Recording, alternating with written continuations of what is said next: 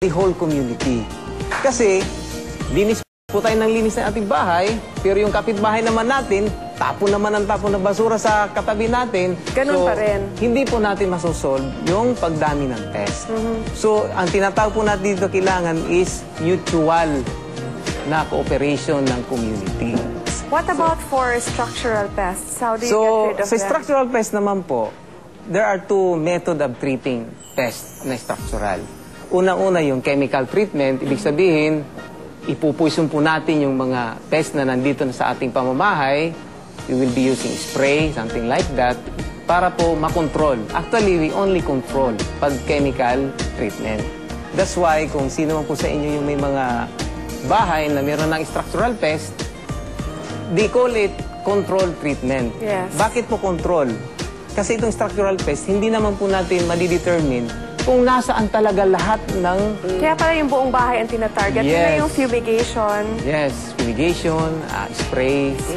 Ano naman itong black na itong dala nyo? Okay. Para saan po yan? Actually, ito po yung isang uri ng treatment ngayon na high-tech or modern technology sa pag-treat ng anay. This is not poison.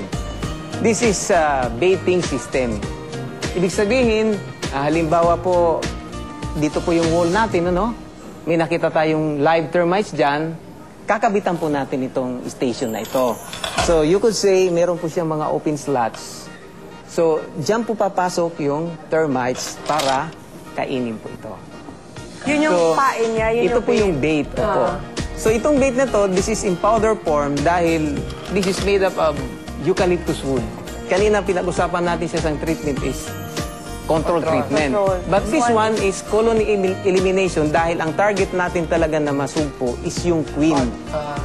Because, para po sa kaalaman ng karamihan nating mga kababayan, a queen can lay up to 1,000 to 8,000 eggs a day. Imagine po, ganun po ka-prolific ang queen. So, pag hindi natin nasugpo ang queen, napatay lang natin yung ibang mga members ng colony, dadami at dadami pa rin sila. Pag napatay po natin ang queen, of course, hindi na siya mangingitlog, hindi na sila dadami. At the same time, mamamatay na rin yung ibang members ng termite colony. Okay, Milo, thank you very much. Thank you, Milo. Wow. Project time na. We will teach you how to make a stamped box. Join us in our workshop when the Sweet Life returns. Lucky texters to win exciting prizes from the Sweet Life.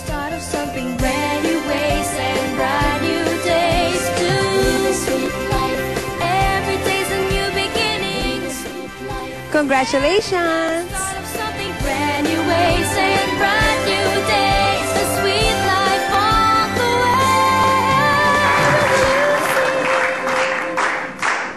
Eto na.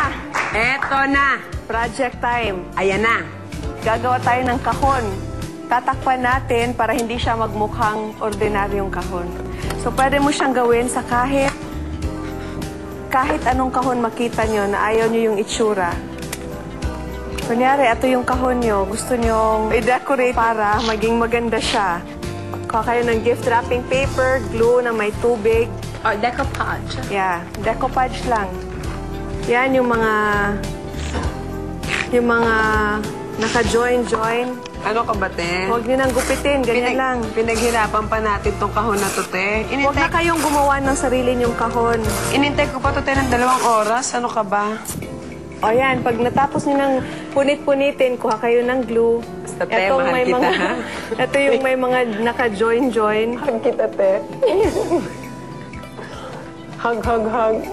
Takpan nyo lang yung kahon, kahit ano itsura ng kahon, yan. Yan, magiging ganyan yung itsura. Ito na lang, te, para maligayahan ka habang ginagawa mo yung kahon mo, ha? Mag-recap ka na. Hindi, te. Talaga naman may mga kapitbahay talaga tayo na sobrang pasaway. Pero alam nyo, Ang kapitbahay nga natin nagpagawa ng kahon na to eh. sabi nga nila, love your neighbors. Kasi alam mo kung bakit? Pag may emergency, kahit naman mga pasaway ang mga kapitbahay natin, may tatakbot para tulungan tayo. At saka tayo rin bilang mga kapitbahay.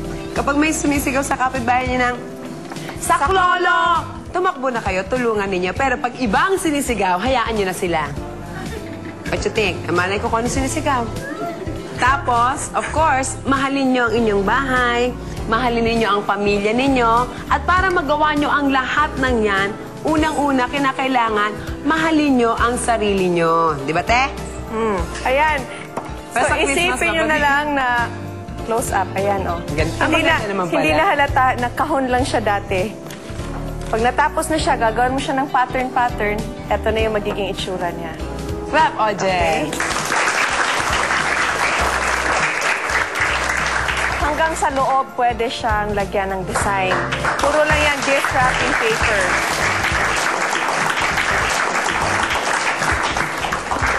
Comments and suggestions, text Sweet Life Space message, send to 4627 for all networks. Get the chance to win. Oh, mayaman tayo. 2-burner gas stove plus gift pack from Violin. Naku, mag-text kayo kasi maraming prize.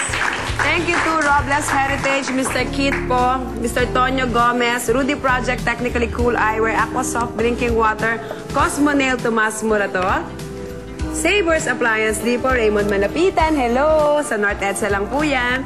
At saka ACR Furniture Manufacturing Corporation, Anthony Flores, RL Home Interior Depot, Jewel B. Dizon Jewelry Salon, Jinggoy Bonsuceso of Disenyo Indigoy. Ay, te, may pinapabate.